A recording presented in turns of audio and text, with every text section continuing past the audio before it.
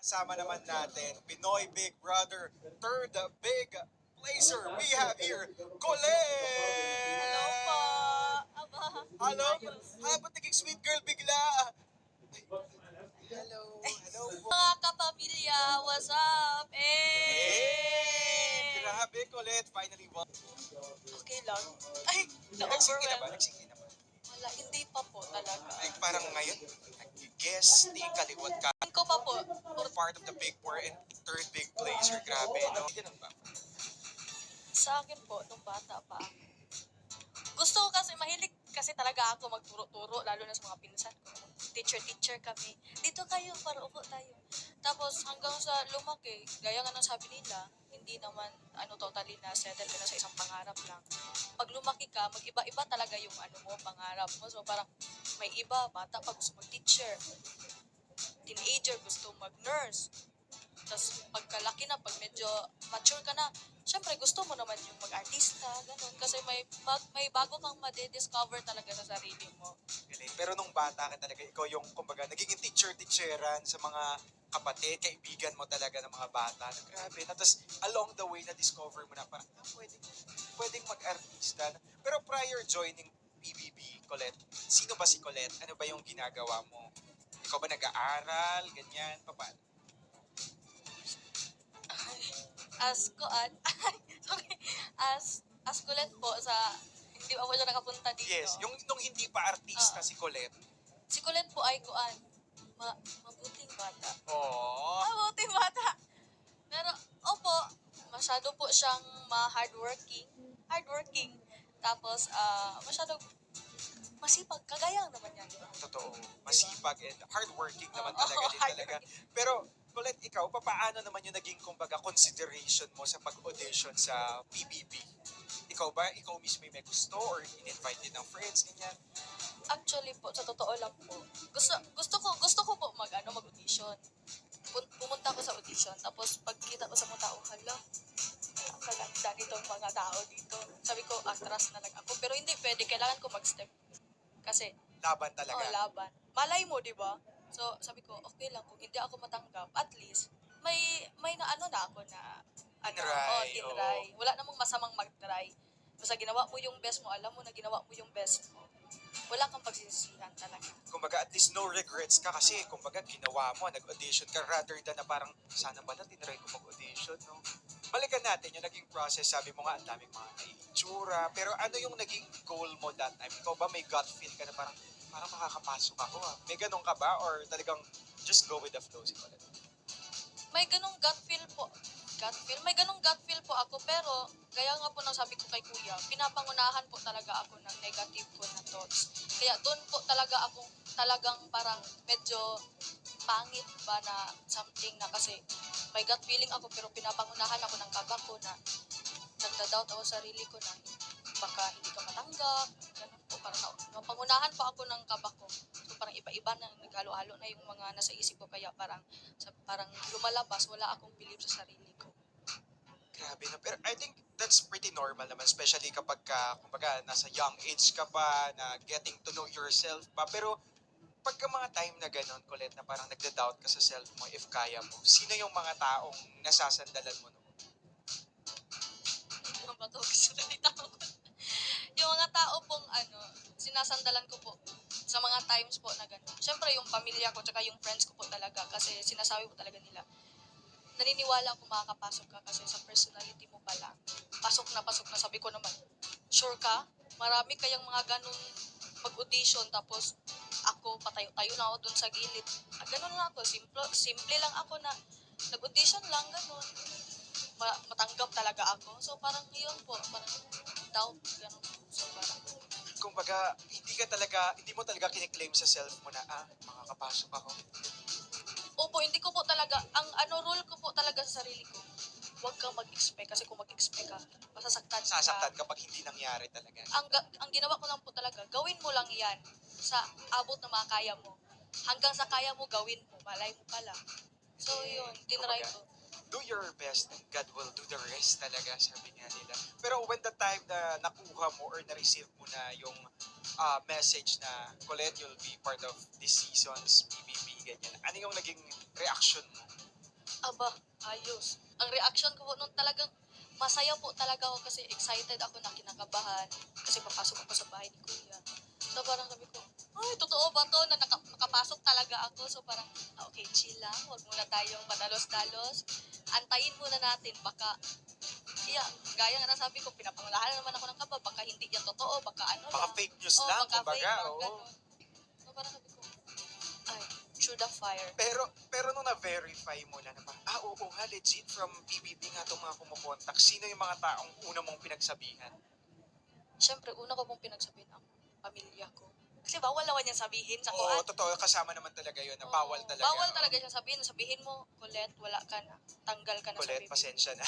Pasensya na. So, dapat, sumunod talaga sa kung anong Yes, oo, sinasabi. yun ang mahalaga talaga. So, yun, silang sinabihan ko. Hindi ko sinabi ng mga classmate ko, bala kayo dyan. Ay, So nagulat na lang talaga sila. Nakapag-catch up ka na ba with your classmates and friends ngayon? wala pa po. For now, wala pa po. Pero kung may chance naman po ako, willing naman po ako makipag-catch up po sa Oo. kanila. Pero ano, message kayo, nagchat-chat, ganyan. Opo, Grabe. message. For sure, super proud silang lahat talaga sa'yo. Actually, may ako nakita sa Facebook na taga ako na anong tawag dyan? Congrats, pumasok ka pala Oo. sa, BBB. Congrats, placer, ganun sila ka-supportive po sa akin. Grabe, no? Kumbaga nga, pinaprocess mo pa lahat ng nangyayari kasi ang bibilis ng nangyayari talaga no? Parang kahapon nasa loob ka ng bahay, naging big placer, now another journey na ang nakaabang kay Colette, no? Pero nung nasa loob ka ng bahay ni Kuya, Wala po siyang pinanggagalingan. Talagang, andyan na po talaga si yan Colette sa- talaga yun. Colette oo. talaga, talaga yun, si Self. Si self Si talaga Self. yan. Oo. Kasi, pag alam ko na mali talaga. Ipaglaban ko talaga yan, mali Hindi ka. ito tolerate ang mali talaga. No way. No way. Ay, speaking No of way. no way. No, isa yan sa mga markado. Nag-trending ng malala, Colette, nung habang nasa loob kayo, na parang yung pumasok ni House Challengers, sila Therese, Jazz, and everyone talaga. Tapos ikaw, di nagpapatalo sa mga challengers talaga. No? Ano yung Kasi po, gaya po ng sabi ko, ilang challenge po ni Kuya talaga na pinagbigyan ko ang si Self na ang emosyon niya ang ipairal niya. So, magde-describe sa life mo ngayon? Then, konting sample naman kung anong song yan.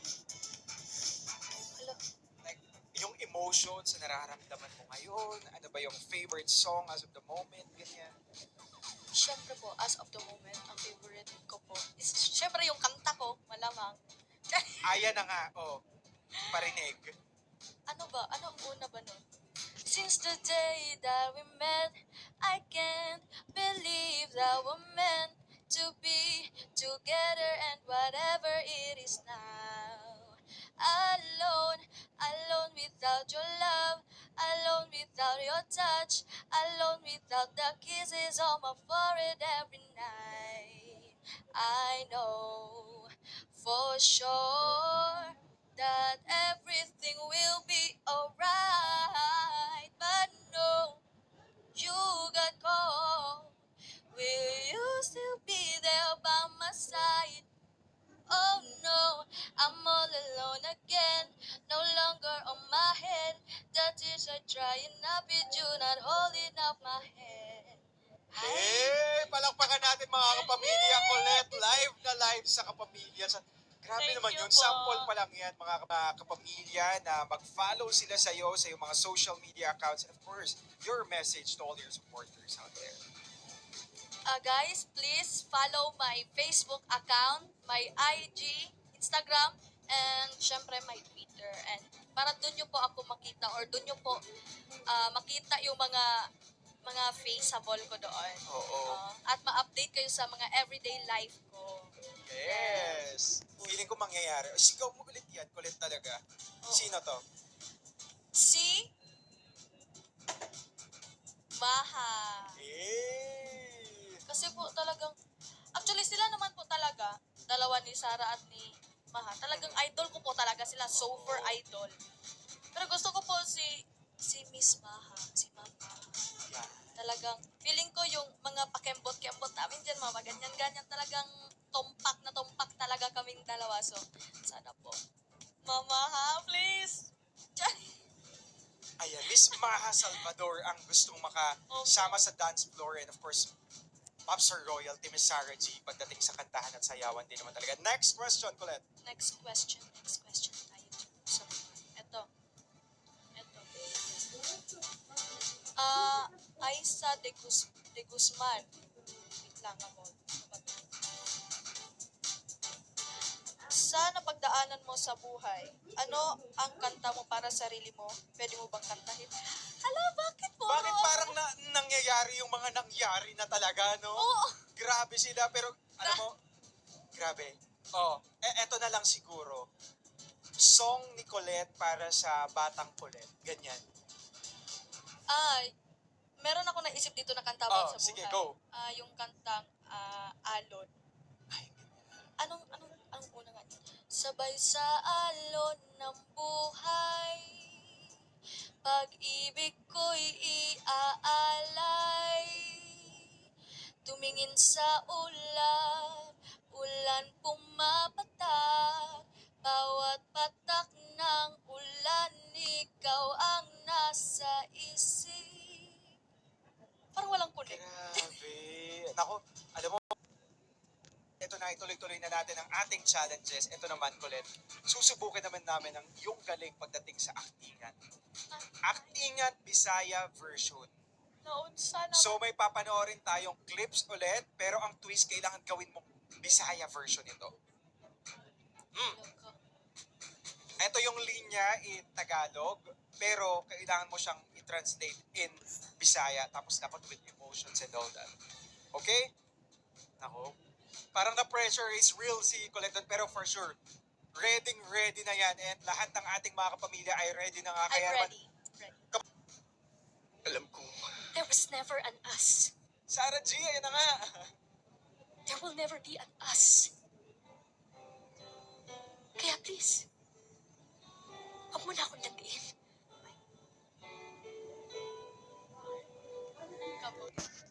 Was never an us. Kailangan in Bisaya papaano aatakihin to ni Colette. Alright. Sige, basahin mo muna yung script. Then when you're ready, let me know.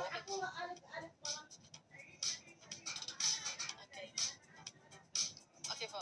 Game! Aktingan challenge with Colette. Lights, camera, action! Wait lang. Wait. Hala ka, oy. Take your time, take your time. Wala, there was... Wala man, Joy, kita. انت عجوزة؟ Please. الجرسي ورا مو هيك Ayaw na. ها؟ ما جبته Cherry. Ay, Sumas. كم نحن نتكلم؟ Kasi ang totoo masipan mo sabihin. Sana ako pa rin. Ako na lang. Ako na lang ulit. from One More Chance. Aspasia ka dito, Miss Bea Alonso. Alam paano ko sasabihin din sa Bisaya, hindi ko man pa alam paano. Sige, if hindi mo siya ma-translate in, kumbaga, direct sa Bisaya, pwede mo namang Tagalog. At Colette way lang ng eksena. Tagalog na lang po kasi para Go! hindi pa ako na parang makuan dito. Na on the spot kasi ng malala. So, Na on the pasensya na talaga, Yan Colette. talagang kinakakatakutan ko kay Kuya Ubos. Alright, Colette, when you're ready. Anytime. Ang sama-sama kong tao. Kasi ang totoo, umaasa pa rin ako sa piling mo. Sana ako pa rin. Sana ako na lang. Ako na lang ulit. Ay, palakpakan naman namin. Parang may pabulang. Ako na lang ulit. Grabe, di ba? We still have one more. Last two clips. Alright, let's all watch this. Kaya ko sa'yo, Ibo. At sa 7 taon na yun, isang beses lang ako nagsabing pagod na ako. Isang beses lang ako nagtanong kung kaya ko pa ba. Isang beses lang ako nagkaroon ng lakas ng loob para sabihin kung ano talaga yung nararamdaman ko.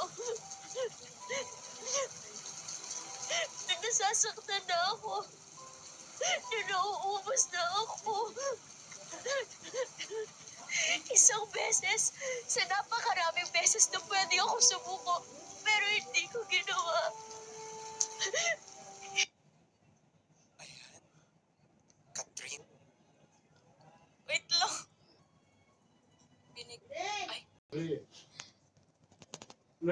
Binigay ko sa'yo, Primo.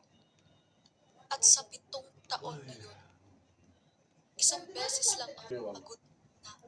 علوج Lang ako nagtanong kung هاي سمي بعض isang beses lang ako nagkaroon ng lakas ng loob para sabihin kung ano talaga yung nararamdaman ko. Na nasasaktan na ako. Umiinit yung tenga ko. Naramdaman namin yung emosyon mo doon. Pero thank you so much for being a good sport sa Thank you pagtanggap po. sa lahat ng aming mga pa-challenges. And Thank you. syempre, before we end, Colette, message mo muli sa lahat ng mga supporters mo na talagang, grabe, kung makikita mo lang yung comment section, walang tigil yung comments nila sa mga nagpapatrend and all that. Talaga, your message. Sa mga sumusuporta at sa mga nanonood, lalong-lalo na po ang Moonlet. At I love you guys. Maraming salamat sa inyo. Hindi dahil sa inyo at hindi dahil sa inyo, wala ako dito ngayon. Kaya malaking pasasalamat ko po sa inyo at promise ko po yan, aalagaan ko po kayo. I will make you all proud. I love you all. Sweet. And of course, Colette, invite mo rin sila na i-follow ka nila sa iyong mga social media accounts. Huwag niyong kakalimutan na i-follow niyo ako sa aking mga social media accounts. Sa IG, sa Facebook, at saka sa Twitter. At saka sa TikTok pala. Sorry, nakalimutan ko. At sa TikTok, huwag niyong kakalimutan kasi doon yung makikita kung sino talaga si Colette. Yes. Very demure, Very cutesy, no? very cute. Yun. Yes, ayun na nga mga kapamilya. Again, follow natin si Colette sa kanyang mga social media accounts para maging updated tayo sa mga upcoming ganaps niya. And again, Colette, thank you again for joining Thank you us po. dito